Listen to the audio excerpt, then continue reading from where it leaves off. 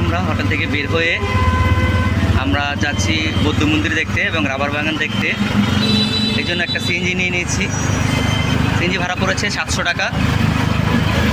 700 টাকা সিএনজি থেকে আমাদের ওখানে সবগুলো জায়গায় ঘুরিয়ে নিয়ে আসবে। বৃষ্টি হচ্ছে, ঘুরি ঘুরি বৃষ্টি হচ্ছে, যেহেতু নিম্নচাপ চলতেছে। সো এই জন্য সিএনজি নিয়ে নিয়েছি। এখন আমরা যাচ্ছি রাবার বাগানে। সো আপনারা আসলেও এভাবে সিএনজি নিয়ে নিতে পারেন, কারণ সিএনজি নিয়ে আপনারা যদি 3-4 জন হন তাহলে সিএনজি নিয়ে ঘুরতে পারেন।